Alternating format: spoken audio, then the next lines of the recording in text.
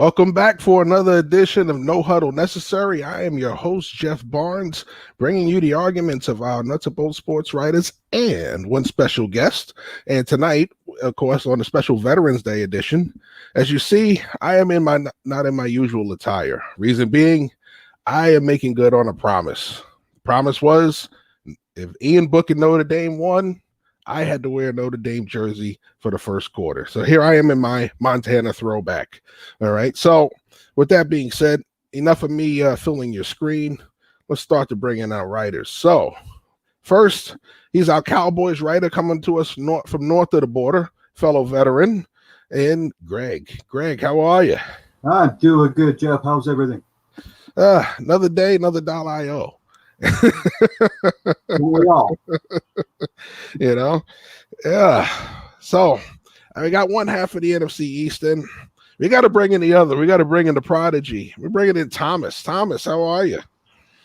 I'm all right. I can't complain. One problem at a time. You know what I mean? Yeah. Well, you're gonna make better than last week. You know it. All right. He came in last week, so we got to get you up there. Yeah, we'll figure something out. So we're talking about our special guest. Our special guest this week is coming to us from the shadow of Allegiant Stadium in Las Vegas. We're talking about Joey Quiroga. Joey, how are you? I'm great, man. Thanks for having me. Really appreciate it. And happy Veterans Day to all you veterans out there. Yes. Happy Veterans Day. Indeed. Thank you for your service. It was an honor. Well, I don't know what else to say, but let's get the show started, everybody. It's time for our first quarter.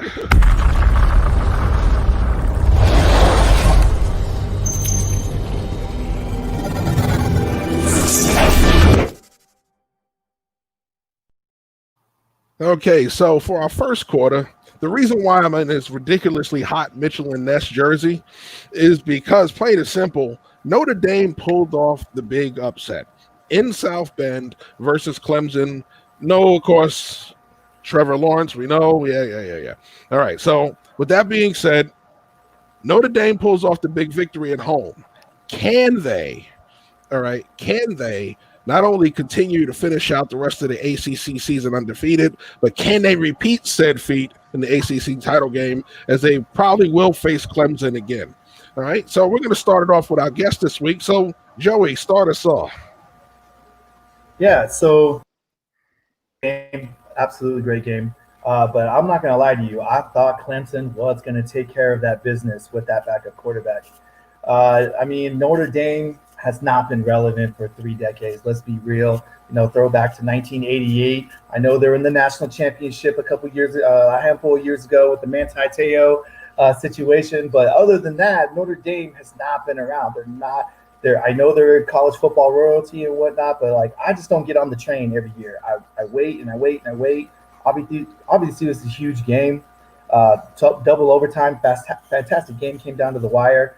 But yeah, I thought Clemson was going to take care of that. So now Notre Dame's now in the driver's seat at number 2, and they're looking good. But now they're going to face a common opponent that Clemson just had a lot of trouble with the other day. They probably should have lost that game to BC.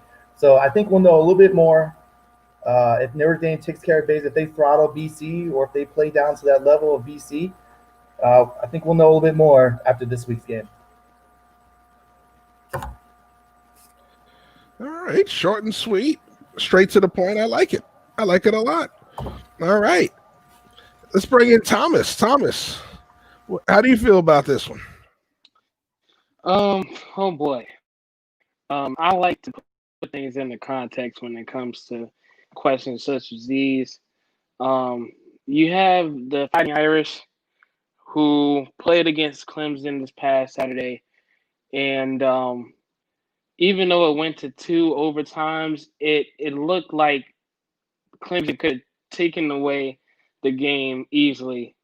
In terms of, if we're talking about time of possession, Notre Dame barely won that with having 30 minutes and 22 seconds under their belt, comparison to Clemson having 29.38 seconds. they converted the same number of first downs as Clemson. I don't think that's happening again if they were to meet in the ACC championship.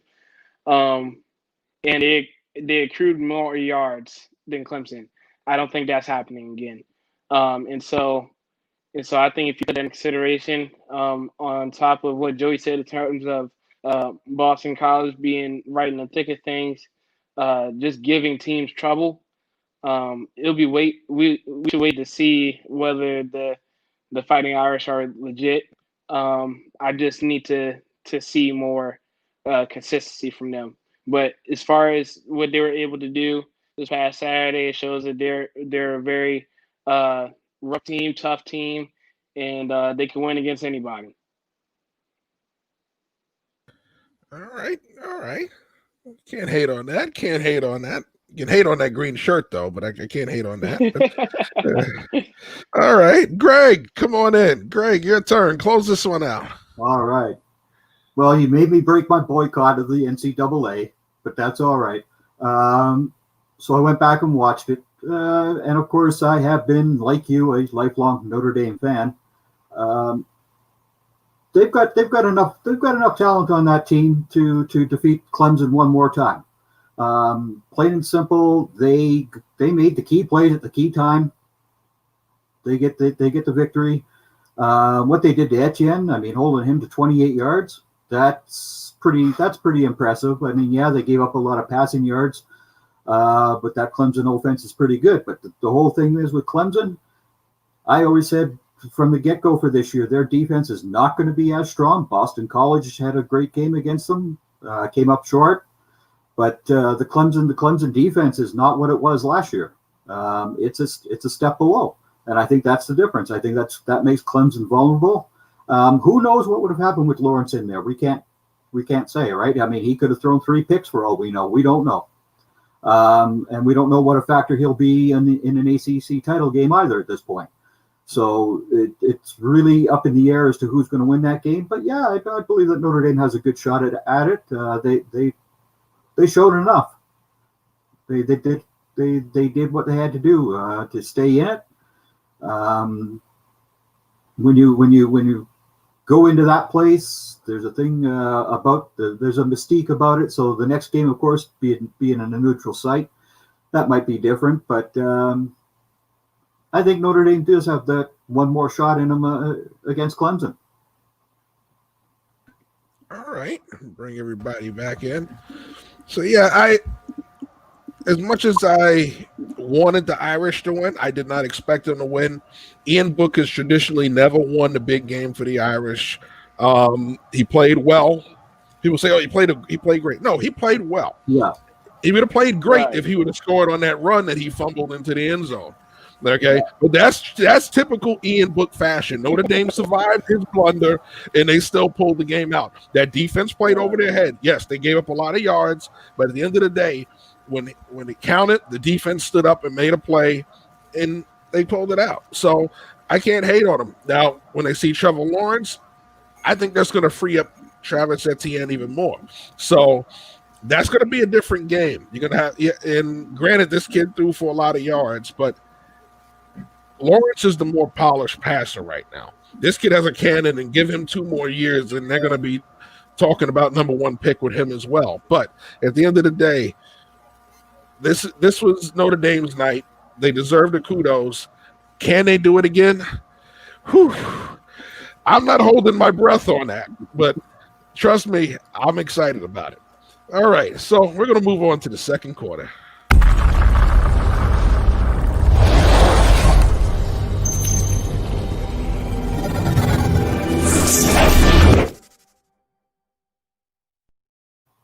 All right, so you were boycotting college football. I was boycotting putting the Dallas Cowboys on this show.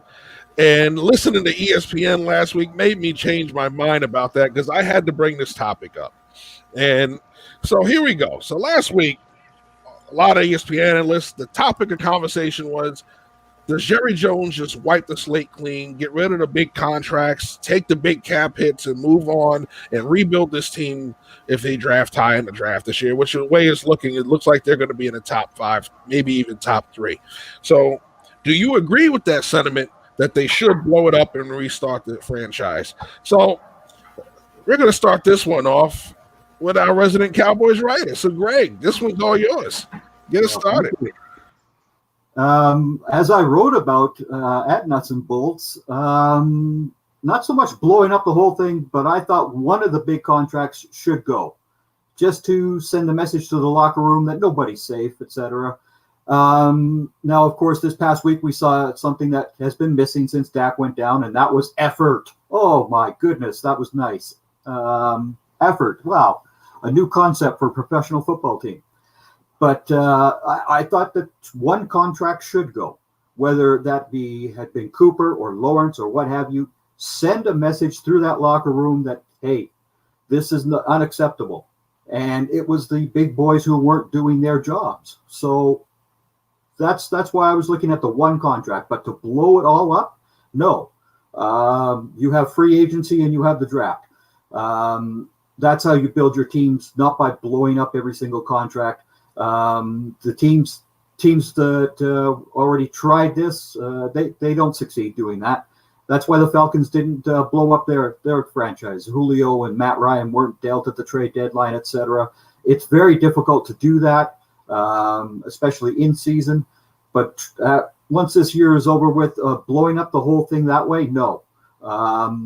They're going to have that high draft pick, which for the Cowboys, that's going to mean one thing and one thing only. They're trading down. They're going to build up more picks. Whoever is the best defensive player available when they pick, that's who they're going to take.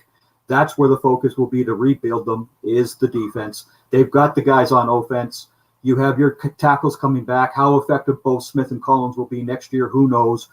But from what I've heard anyway, Tyron Smith's neck injury was not the same degree of difficulty, etc., as years ago with Moose Johnson's neck. So if Tyron Smith comes back, Collins comes back, you've got your tackles for at least another year. So they should be all right at that point. But to blow everything up, no. ESPN is just on their standard, we hate the Dallas Cowboys. And that's their modus operandi for many years. They hate the Cowboys at ESPN. Plain and simple. Wow. All right. Okay. Great. Joey, come on in. Yeah, so I'll start this off by the Cowboys are not a brand or a team that rebuilds, so to speak. You know what I mean? Like they're always, they've never, at least in the last 10 years, even 20 years, they haven't had a 1-15, 2-14, 3-13, where you go into like this panic mode of where, you know, we got to get rid of this guy, we got to get rid of that guy, we got to rebuild and, you know, fire the whole entire coaching staff. That's not the Dallas Cowboys. That's not how they do business with Jerry Jones. They're the New York Yankees of football. They're, like I said, they're always in the thick of things. And, you know, absolutely, like George said, like they're going to be in a very profitable position in the draft this year. So there's talent in the cupboard, right? There's CD Lamb. You still got Dak. You know, Amari Cooper's there. Maybe they, you know, move him or whatnot. But the talent is there. Yes, do they need some offensive line help? Absolutely. Defense is atrocious, no doubt. But I don't think it's in a desperation mode, say like Jacksonville Jaguars, where they're just dump. So I don't think it's there. There's no need to jump off the ledge. You need to figure out what they're going to do with Dak. Absolutely. Get that figured out. And then piece by piece, get it back together. And the overall final point is it's not the talent, it's not the people on the field. I think we discussed that earlier. The coaching staffs have been really bad. Not since Jimmy Johnson have they had somebody in there that's been able to put an amazing product on the field and get them back to the Dallas Cowboys of the 90s. So no tear down, just sign Dak, put pieces around him, and get back moving forward. All right, good stuff. All right, we're gonna bring in the Eagles guy. Where's that Eagles guy? Oh, Thomas, there you are. Thomas, come on in. I know you want to save me for last. Look, in terms of breaking this whole entire team down, Me as an Eagles fan, I would love to see it. But if we're being honest, I really do feel like they need to revamp something. Coaching staff, a player, two players, maybe a defense. Um, whatever the case may be, something needs to be changed within this offseason. Whatever is going on in Dallas is just not working. There's too many question marks. We have question marks with the offensive line. Uh, you have Cooper with this contract that y'all gave him, and me personally, if I was a GM, I would try to find a way to move him so that way you can escape from that contract because you have CeeDee Lamb and Michael Gallup to grow and work with Dak or whoever you want to quarterback. Another question. And then, of course, another question you have is, is Demarcus Lawrence falling off a cliff or something because he can't seem to get to the quarterback? Leighton Vander Esch, you don't know if he's healthy or not. That's another question mark in your linebacking core. Your secondary, of course, can't stop a cold. There's so many problems that you have with Dallas that you can't help but think about rebuilding something. And even though their draft capital is looking very, very well right now, they're trending in terms of not being able to get a win. It's just I just don't. It's one of those things you just don't see Dallas getting out of their own way.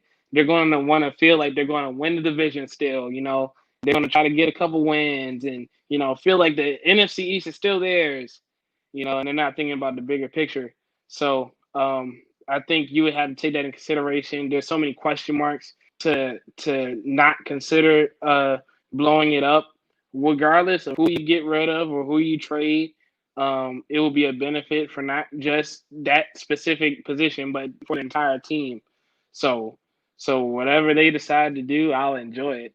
But yeah, that's something that they'll need to pay attention to. There's a lot of question marks going on right now.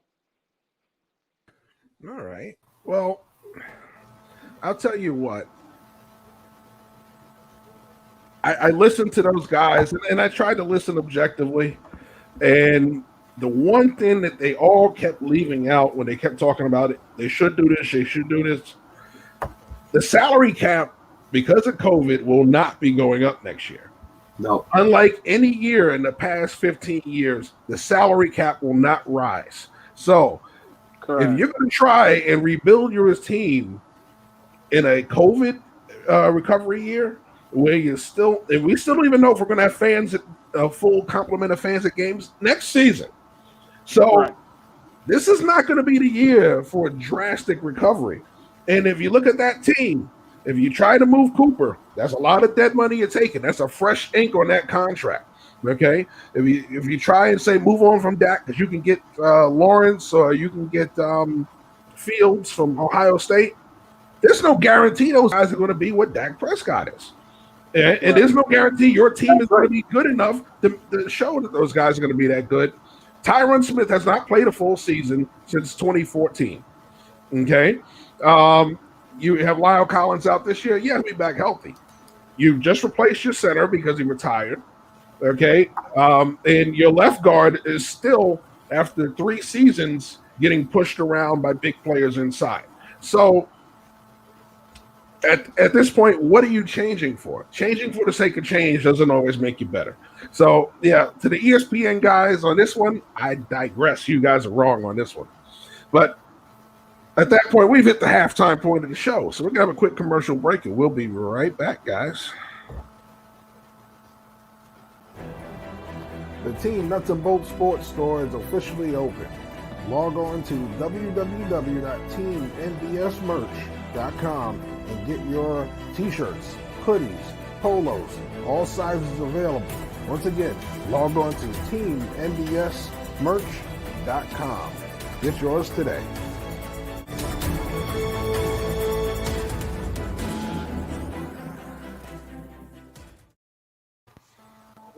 We're back to the second half of the show. Ready to get started on the third quarter. We're blazing through this thing, guys. We don't even at a half hour mark yet. So let's continue to have some fun with this. So with that being said, let's get started on our third quarter.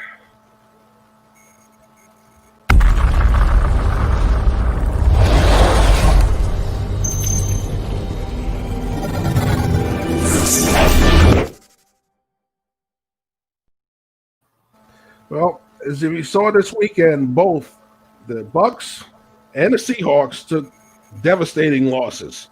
All right. We saw Tom Brady get embarrassed on Sunday night by the Saints and this Bucks team that everybody was crowning champions after week 3. And of course, we saw Russell Wilson and company get embarrassed up in Buffalo. Russell Wilson didn't exactly have the most flattering game either. So, my question to you guys is, which team was exposed more? Was it Tom and the Bucks getting embarrassed and sloshed at their own home stadium? Or was it just Seattle coming across the country, going from coast to coast and getting beat in Buffalo?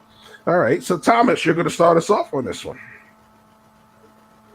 Okay. Let me start off by saying this. Tampa. Look, everybody loves you. You got all the shiny new toys. What in the world happened Sunday night? Somebody caught COVID on accident. Did some? I mean, if y'all didn't want to play, all y'all had to do was just let Coach Arians know. He would have told the NFL to call the game off. Okay, I don't know what happened. All right, but I really feel like the Buccaneers loss was much more unbearable to watch and see in comparison to what we saw with Seattle and Buffalo. Just for the simple fact is because we know what Seattle is. They're a team led by Russell Wilson in their passing attack. They have the number 1 passing attack in the league. And they they were down to their 3rd running back on Sunday. And so it was hard for them to try to muster up a little bit of creativity in terms of flow in the offense. And we all know that their defense can't stop anything. And that's with Jamal Adams, Bobby Wagner, and now they added Carlos Dunlap to the front 7. These guys can't stop anybody. And of course, with Buffalo, when you have John Brown in the lineup, it becomes much more dangerous on who to cover and who to stop. That's just how lethal that offense is. But with the Buccaneers, they have one of the top defenses in the league. They get your quarterback. They cover. They get your team out the field. They do a lot of 3 and outs in Tampa. And yet, they couldn't stop Drew Brees. The same Drew Brees we were talking 2 or 3 weeks ago about how he was shot, his arm was shot, and he can't perform the same, and he might be calling it a career after this year. Yeah, that Drew Brees lit up that defense. Okay. And there's no real excuse because they had everybody there. Of course, on the opposite side, you want to try to be cautious of the Chris Godwin thing.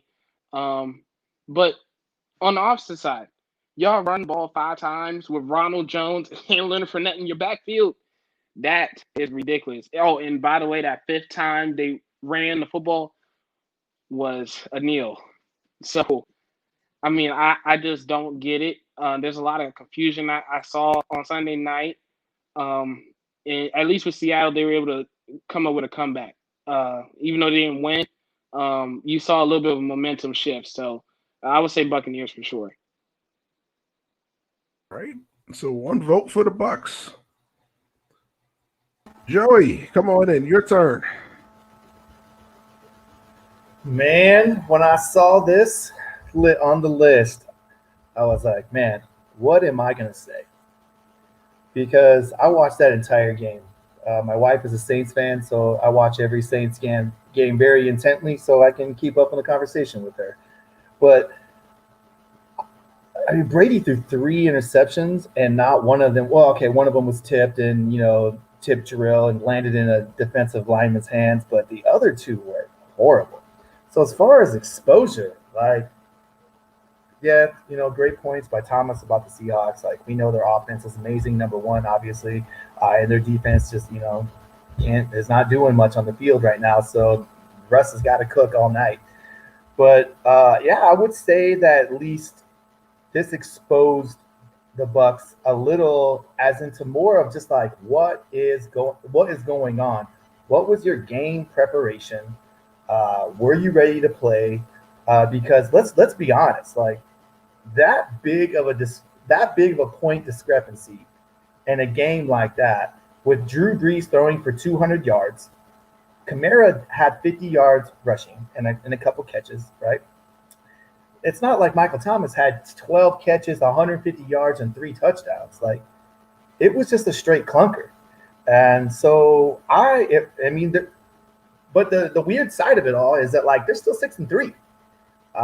They're obviously, not got swept in the division race, but they're going to be fine. They're 6-3, and I think this is about where we thought they were going to be, right? Like they're still on par for what everybody was saying about the 10-6 and the 11-5, maybe 9-7 is what it's kind of looking like now. But I'll say this, man, just with a couple weeks ago, Tom Brady not knowing what down it was.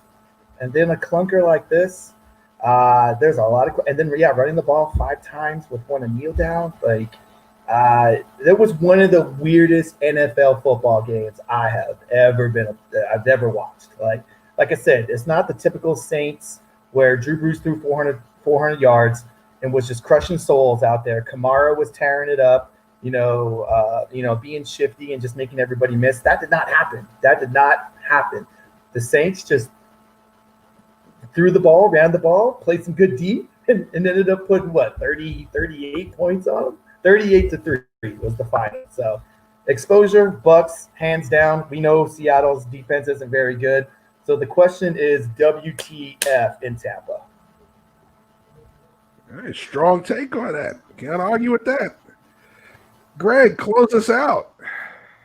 All right. Well, when the offseason, all the moves happened, etc., I didn't buy into this Tampa Bay team one iota anyway. Trying to do the NBA thing where you put the superstars together for one last kick at the can, whatever. They got exposed, but they've been exposed 3 times now. The Saints did it to them in week 1 as well. The Bears did it to them.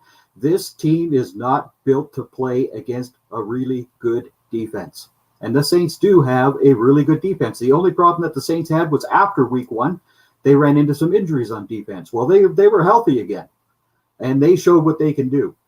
The older Tampa Bay Buccaneers were exposed. Now, on the other turn of hand, again, what everybody wants to not focus in on was the Bills' defense. Defense wins games, guys, not just in the playoffs, but regular season too. And the Seahawks' offense got exposed. Even without Carson, the plays that they ran to Dallas, Dallas had some good games on him. So he was running the ball all right. But the rest of their offense were exposed. That Buffalo defense picked him off. They hit him. They stripped him of the ball. They had their way with the Seahawks. And don't give me this Russell Wilson MVP nonsense. These are the reasons why you don't see him get any votes for MVP. He's now got 8 picks. The guy in Kansas City has 1. So both of them got exposed. But for me, the bigger exposure again was the fraud that everybody buys into the Seahawks with Wilson. It's ridiculous. It's always the same thing with quarterbacks, as you guys. If you've ever read my stuff at all, you always know when it comes to the quarterback position, I always say the same thing. Too much credit, too much blame. Well, Russell is always on the too much credit side. He has 2 receivers in Lockett and Metcalf that damn well make him look real good. They make him look real good. Greg Olsen helps out across the middle, and Disley, when he was healthy, has helped him out. That's the thing that bothers me, is that all the credit goes to Wilson. Wait a second. Those guys that are catching his balls in Seattle, they're damn good. They don't get the same level of credit that Russell does. Russell's a miracle worker. No, he's got guys that are really, really good at their position, the finesse positions. So the MVP talk for Russell, goodbye. And that, for me, that was the thing that got exposed. Yeah, he is elite. Sure, he's elite. But he's not the MVP. Well, I'll tell you what. I'm gonna agree with the boss that popped in there and said he's elite. Listen, Russell Wilson covers up a lot of warts. That's that offense, and you forget who's the head of that offense in Brian Schottenheimer. So he's not exactly working with an offensive mastermind there in Seattle. So yeah, I give Russell a lot of credit because that offense should, if it weren't for Russell Wilson, that offense would score 13 points a game. What's that finger for, Thomas? That's why you're putting that finger up. I mean, I just want to add this one thing because like I said before, I like to put things in a context. So especially when it comes to Russell Wilson, we tend to forget the defense is horrid. So if the defense is not stopping anything, that causes for Russ to always have to play in a shootout. And honestly, out of 16 games in a regular season, you're asking for Russell Wilson to be in a shootout every game. Hey, we know defense is going to give up 80 points. Put up 35. Oh, we know defense is going to give up 40. Put up 45. And, after a while, it's going to tire out. It's going to make Russell Wilson make some mistakes, which is fine, which is why we give him somewhat of a benefit of the doubt sometimes, because we know at the end of the day, push come to shove, the defense is going to allow teams like Buffalo, who got a running quarterback, and Josh Allen, who struggled the past few weeks, to have 300 yards, 3 touchdowns with no problem. And we're asking for Russell Wilson week in and week out. Oh, man. I know we just saw 30 points, put up 35. Week in and week out, that would tire somebody out. It tires me out watching it sometimes. So I would just, when it comes to Russell Wilson, putting the MVP conversation, I'll put that on hold. But man, I mean, I wouldn't kill him for the last week. That was just ridiculous. The game was practically over before he even got a chance to do anything. I don't know. Yeah, well, I'll tell you this much. We're going to jump to the other side of that coin, and the team in my backyard here in Tampa Bay.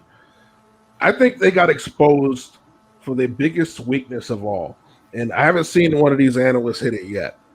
That team, when they lost those 3 games, was beaten the same exact way. They were out physical from start to finish. They were physically dominated, whether they were out hit, whether they were beat up at the line of scrimmage, whether it was just straight pressure on Brady.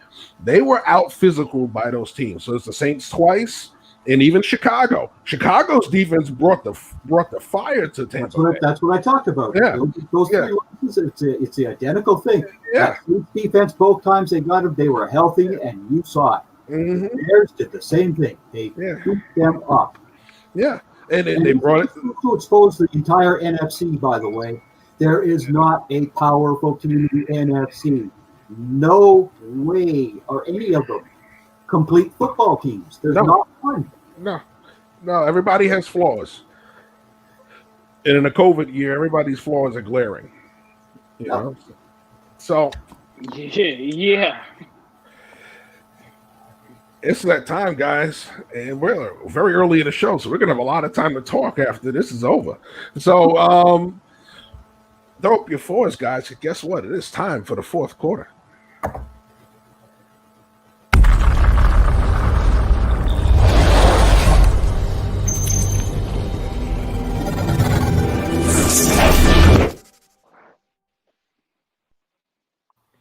All right, so we're going to look forward now. Solid week of football coming up. I noticed a couple of some really nice matchups. So you guys are going to sell me on which of these 2 matchups you think is going to steal the week, because I hear some people talking about it, but not all.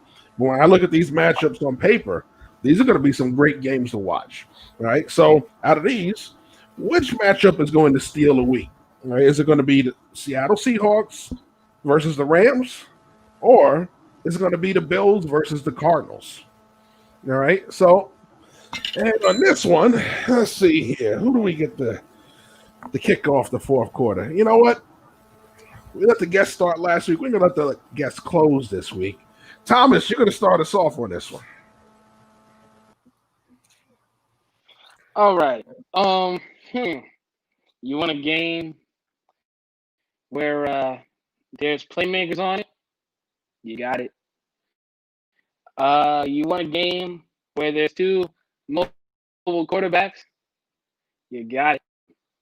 You want a game where you want to see some arm talent? You got it. You want to see a game where there's potentially a lot of points being put on the scoreboard? You got it. And for that, I'm going with the Bills and Cardinals. The way the Cardinals played this past Sunday against Miami, I'm not predicting that will happen again. And that's with the Bills defense playing the way they played against Seattle. I think it's going to be hard to contain Kyler Murray. And I think DeAndre Hopkins is going to get involved a little bit more than what happened last week. And so with that being said, their offense is going to be clicking. Christian Kirk is going to be doing his thing. DeAndre Hopkins is going to be doing his thing. Kyler's going to do his thing, getting them guys the ball. The question will always be for me when it comes to Arizona is their defense. Just for the simple fact that because they don't have Chandler Jones, it's much more challenging to get pressure.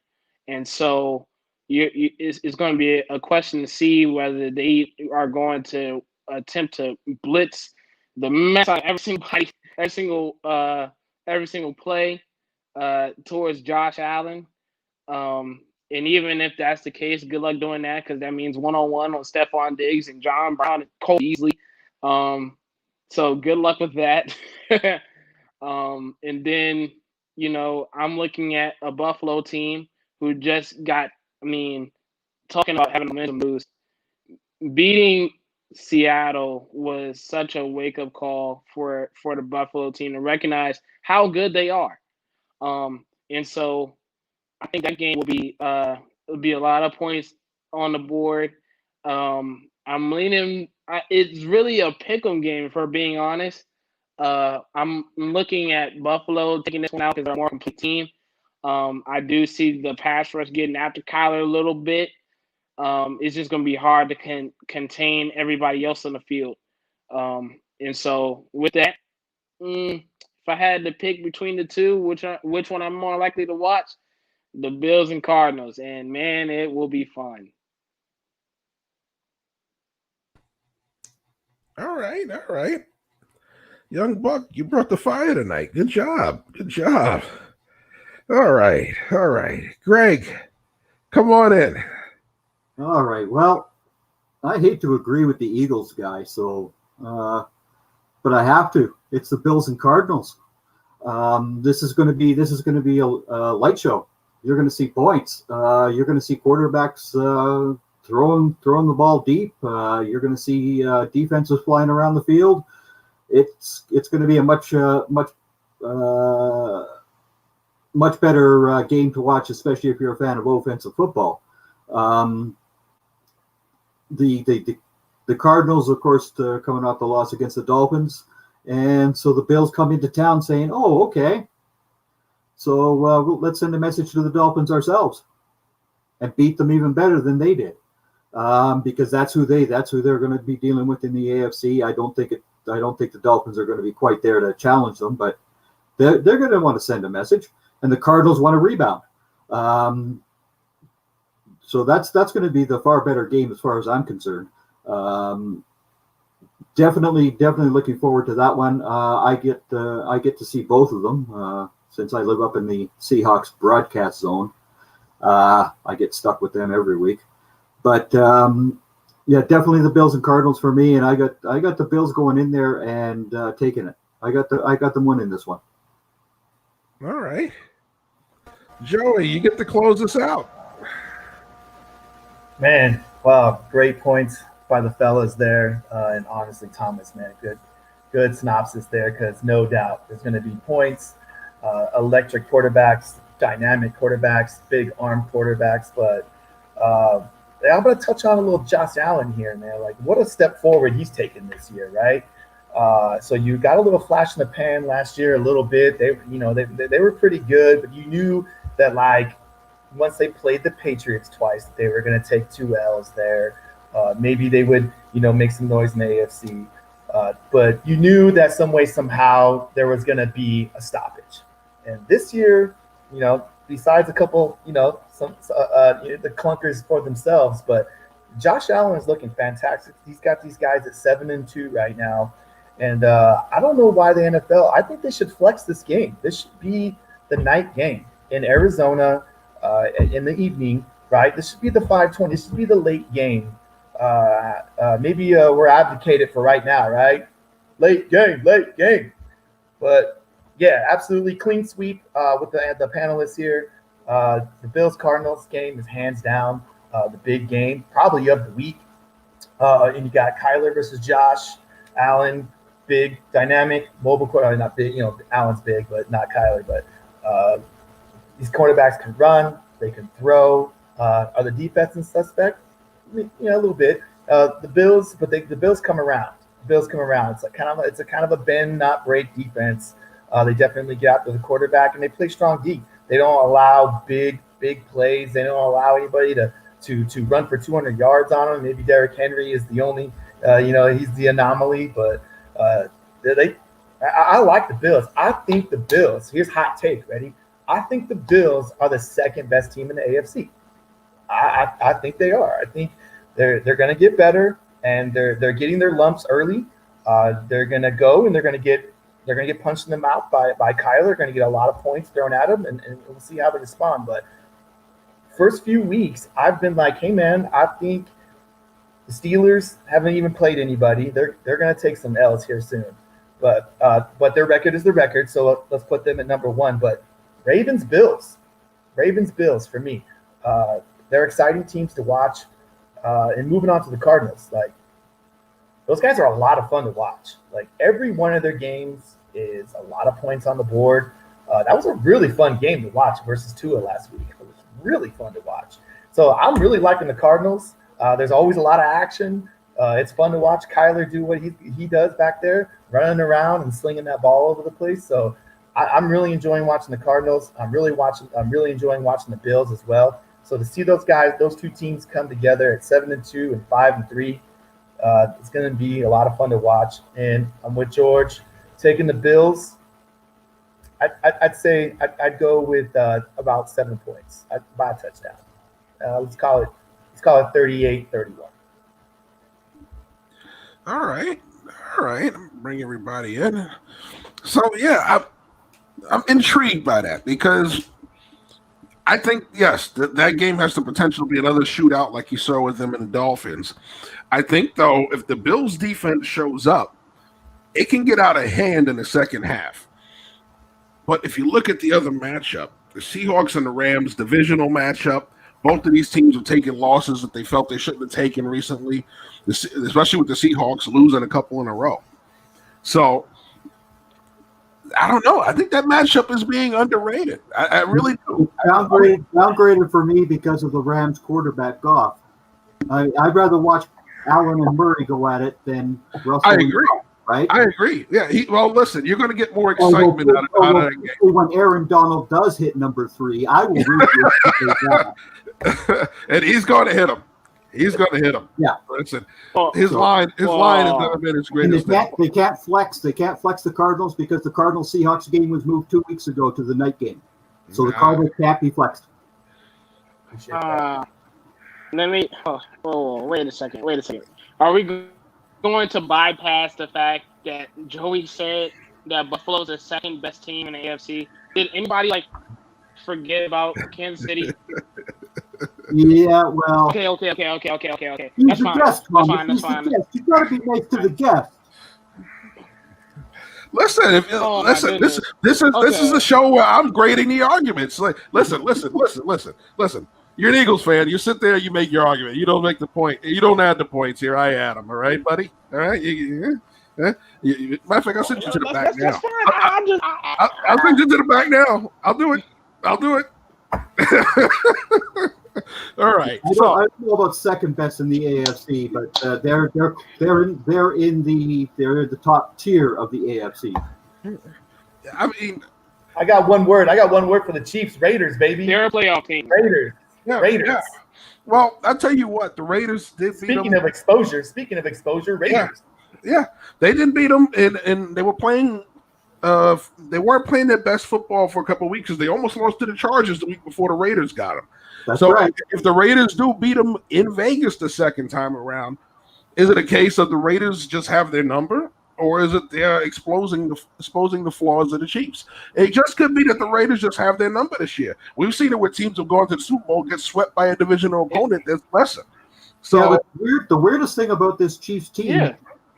the weirdest thing about it is all of a sudden they are not the Arrowhead Stadium crushers. Like, I mean, that used to be death. You're asking for death to go to Arrowhead. They're softer at Arrowhead than they are on the road.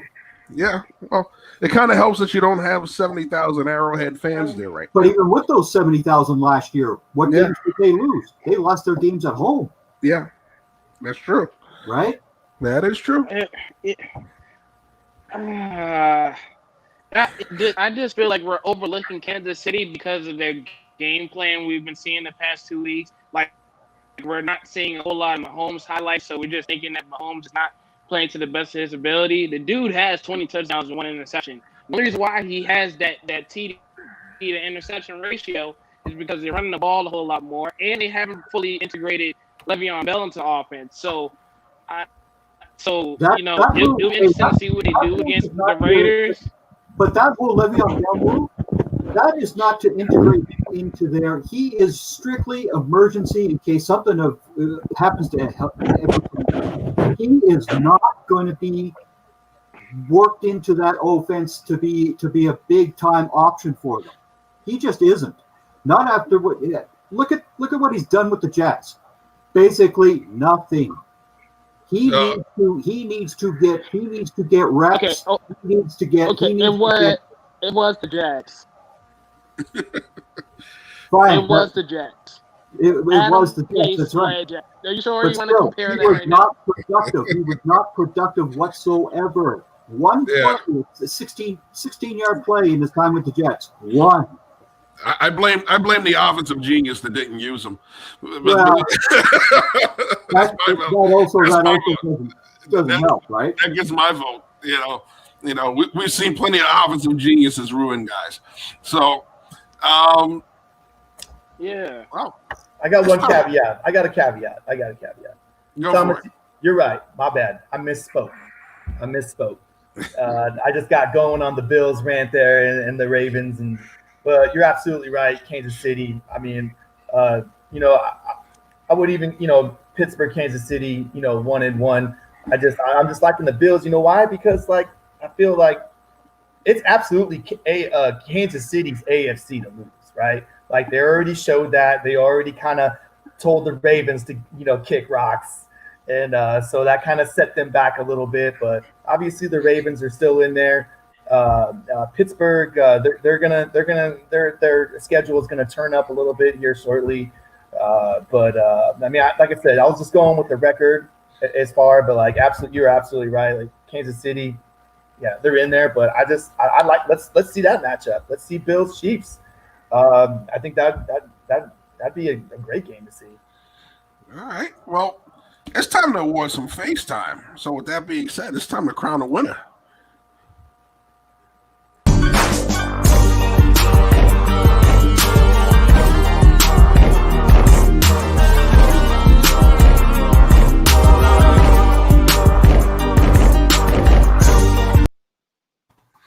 All right, so believe it or not, there is a tie.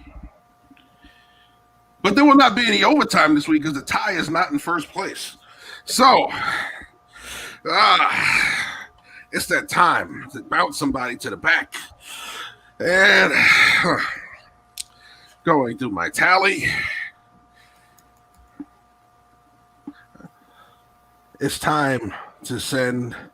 You know what? I can't do it. I can't send Thomas to the back 2 weeks in a row early. I can't do it. Yes, I can, Thomas. You're going to the back. Sorry, brother. All right. He's used to me doing that to him. Don't worry about it. His feelings are not hurt. So, all right. The guests have won 2 weeks in a row. We've not been able to fend them off. until now. Greg Cosell takes this week's show. So we'll be right back, Joey. Greg, the floor is yours. 3 minutes of FaceTime. Okay, well, there we go. So basically right now, there's been a lot of discussions. There's been a lot of discussions going on with COVID hitting teams. It was bound to happen. Just the time of year, like anybody who paid attention to the scientists and the doctors, yeah, we're going to get this second, I don't think there really is a second wave. This is just really people being exposed. So yeah, we're going to see guys hit the COVID list. They really are going to have to really focus big time on the safety of everybody in these organizations, because I don't want a shortened season and end up with this 18 playoff thing that they're talking about if it does happen. So really, I want to see every organization refocus on the safety, take extra steps, whatever has to be done to keep you guys playing. You've got to do it. And that's really the something that I'm watching very closely. The teams have been taking the steps. Vance McDonald testing positive, and boom, immediately Ben was put into because of contact. He was put into the same reserve list. You've got to keep harping on it 24/7, 365 for this. Because we want football, plain and simple. That's really something that I want to see to continue to happen. We gotta do everything that we can anyway to hold this monster off, because we can't rely on no matter what everybody's saying, the vaccines, et cetera. We just can't. They're not going to be available to you and I for quite some time. So you got to stay safe, right? Plain and simple. And my other thing, since I have the FaceTime here, is really you have to be focused, guys, on complete teams. It's one of my banes. It's one of the things that have driven me nuts since the era of Jordan versus this and da. I hate it. It is the Buffalo Bills and the Arizona Cardinals. It is the Titans playing the Colts tomorrow night. It's teams. It's not individuals. And I really want people to focus on the fact that it's a team playing another team again. That's what it's all about. It's this individual stuff lends itself to way too much clickbait out there, way too many of these GOAT debates. There is no GOAT either. There's a best of your era. That's it. But yeah, I really want to get back to team versus team. That's what team sports are about. That's why they call them team sports. So if as much as you like an individual player, to focus just on that individual player and not the other guys up on the field with him, like I talked about earlier with Wilson. His two receivers are just phenomenal receivers in Lockett and Metcalf. And they just don't get the same credit that they should deserve. The quarterback gets it all. And that drives me crazy. So basically, yeah, focus on team, guys, because there is no I in team, and never has been, never will be. So let's pull back on the individualism. There you go. All right, good stuff. So another episode in the books, guys. You guys rock, man. And listen, these are too close, man. I need a blowout somewhere. It's real easy with a blowout to kick people to the back and play. But yeah, man, when they got these ties and overtimes, and you guys are making the arguments are too good, man. The arguments are too good from you guys, man. But listen, good topics this week. Yeah, well, Absolutely. What are we looking forward to this weekend? Yeah, anxious to hear. Thomas, your Eagles get a chance to put a stranglehold on the East this weekend. I look forward to not watching the Cowboys lose this weekend. I think I've seen enough of that for a year. Oh, we've got a few more weeks of it coming. Yeah, that's true. That's true. What about you, Joey? What are you looking forward to this weekend? See. All right, I'm going to go real selfish on you guys real quick. But so I'm an Arizona Wildcats fan. Got my game canceled last week due to COVID. Right out the gate, my first game is against USC. And what about that game that they luckily pulled out against ASU last week in the fighting Herm Edwards? The fighting Herm Edwards. Yeah. Who doesn't want to play? Who doesn't want to play for that guy? But I can't believe that ASU gave up that game. But so I'm gonna go selfish on you. I have been personally waiting for college football for months, and I'm finally gonna get it with my Arizona Wildcats. We had 10 players transfer to Texas and West Virginia because they wanted to play, and I understand completely. So we kind of got depleted big time on defense, but we got a young gunslinger in Grant Gunnell that dude, this kid is really good. So I know that Arizona really isn't, and Pac-12 is not anybody's radar right now, but you asked me. So here I am. I'm ready for my Wildcats to bear down this weekend. And let's expose you. The word of the day tonight is exposure. Let's expose USC and get that ranking off them, because you know what? They didn't play very well against Arizona State, but they came away with a dub. But we'll be at home. It should be pretty exciting. First game of the year. Been exposed for quite some time. Absolutely, absolutely. But you know what? Nobody wants to take control of that conference, right? Like, Oregon. The Ducks. Hey, that's the leading program. That's the leading program, and Utah is not too far behind them. Hey, their OC is down here in UNLV, ruining that program now. Yeah. So that's what I'm excited for, and I'm glad that Pac-12 football is back. It gives me something to talk about. What I'm not excited for this weekend is something that I've always cherished watching, but it's always been in April, the Masters. I can't do it. I was gonna do it, but I'm glad you said it. I can't. I just can't. I mean, up here like you wouldn't believe anyway. So I mean, I seriously don't feel like golf. Well, I'll tell you what. I'm in Florida now. It's golf everywhere. I don't have to watch it on TV. I really don't. It's the same to me. I don't give a darn how good. Good the guys are on TV, or whether it's the guys out here that hit them off the course into my yard. Either way, it's not exciting to me. It's not. I could watch it on the news and be just as excited if I sat there for 4 hours watching it. But that's just when me. you live up in the north, however, it's that springtime ritual. Spring coming. Can we talk about something real quick, though? Can we talk about something real quick? Go for it. What about we got time? What about that shot yesterday across the lake? Oh, John Rahm. Come on. Not 1 day, 2 days. He did it 2 days. Yeah, I'll admit that was exciting. And you know what? It took me all of 10 seconds to watch the whole clip. Yeah. Yeah, I mean, I hear you, but I mean, I don't know how much you guys play golf, but I play a couple times a week. I'm not very good, but I play, and the degree of difficulty. These guys are pros. I got you, right? But like, it's already hard enough to hit a hole in one onto the green and let it roll down a hill and putt slowly into the hole. This dude pushed it and skipped it across the lake. Had it have just landed on the green, everybody would have gone nuts. That thing went in the hole.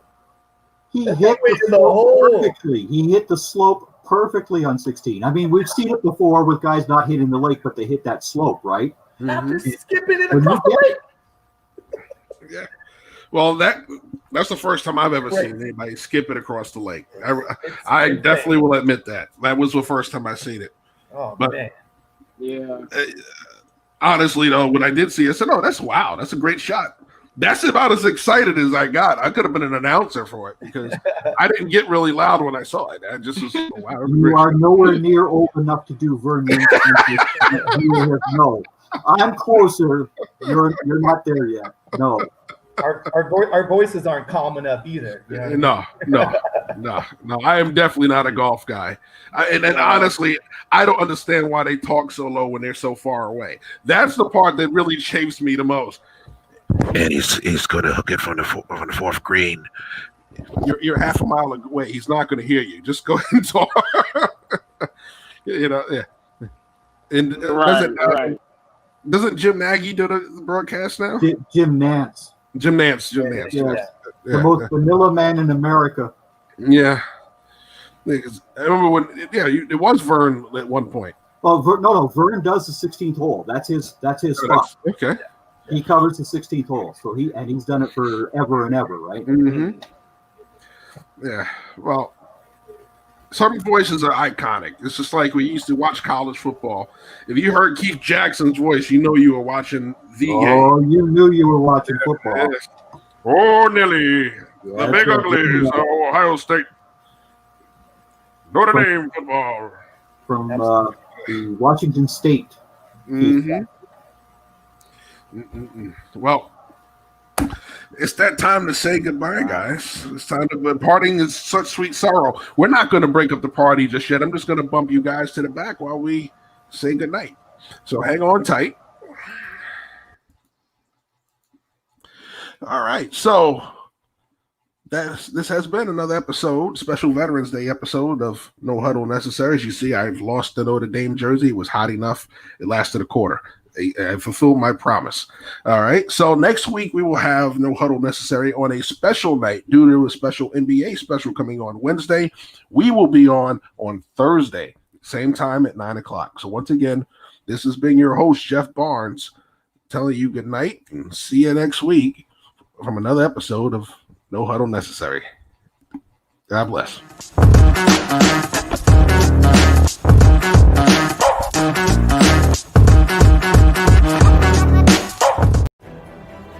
The Team Nuts and Bolts Sports Store is officially open. Log on to www.teamnbsmerch.com and get your t-shirts, hoodies, polos, all sizes available. Once again, log on to teamnbsmerch.com.